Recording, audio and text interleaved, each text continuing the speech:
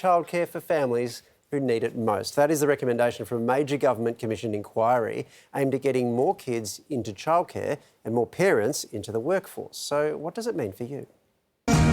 Cheaper childcare for millions. That's the proposition from the Productivity Commission in a landmark report ordered by the federal government. I make it very clear that I want to see universal access to affordable childcare. Its key recommendation, at least 3 days' worth of free childcare for families with one child and earning less than 80K, and for families with multiple kids who earn up to 140K. The report also calling for the controversial activity test, which links subsidies to the number of hours parents work, to be scrapped. That is a really significant paradigm shift from where we are right now. We know that the children who are least likely to attend early education and care are those children who are likely to benefit the most, and a lot of them are from lower income households. The result? An estimated 4 in 5 families would have at least 75% of their fees subsidised. Kids' attendance expected to jump by 10%. It's good for kids and it's also good for productivity. We can release the talents of a whole lot of working parents who would love to be back in the workforce or working more days a week if only they could afford the childcare. Except the report itself says that's not the case. That changes to labour force participation would, in fact, be negligible. The report itself finds that there are 328,000 parents who are not participating in the paid workforce because they can't access or afford early education and care. It needs to go further. And for some parents, the proposed changes will mean nothing. Yes, low-income earners are doing it tough, and so is everybody else as well. People's mortgages have doubled, ours has doubled in the last few years, grocery bills have doubled. People are just struggling to stay alive.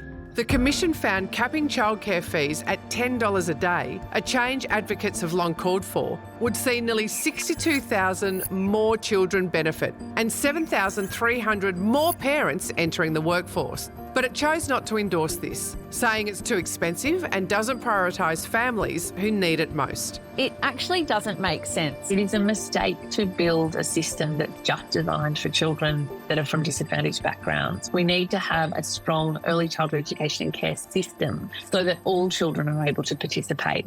So, will this be enough to shift the dial for fed-up families? A lot of mothers really want to work, and the main barrier for that for a lot of people is the cost of childcare.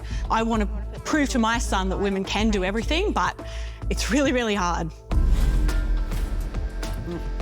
This story is, I think it's going to make a lot of people feel seen today, and that, you know, they're living their lives and going, all right, maybe I'm not imagining it. It is a really, really hard time to raise kids. And what I found interesting about this research was that 25% of families are living in what they call childcare deserts, where you just don't, there are 3 kids to every place. So there actually aren't enough services. And in Australia, we've got more part-time working mums than any other kind of comparable nation. And some of them, it seems, would like to be working full-time and can't. So in other countries, there's more full-time working mums and we've got more part-time working mums. And so it's interesting, isn't it? It's not just affordability, although this Productivity Commission report addresses a lot of that. It is access, and it's the ability to get your kids into a childcare place. And the other thing that's interesting is that the government's we've just seen childcare educators receive a 15% pay rise to try and get enough people in. You can build more childcare centres, but you need to entice people into the profession as well. So there's this multi-layered approach that's needed to get primarily women back into the workforce. Exactly right. And hopefully there'll be some, great policy out of this. It looks like it's a story we're going to all be watching very closely.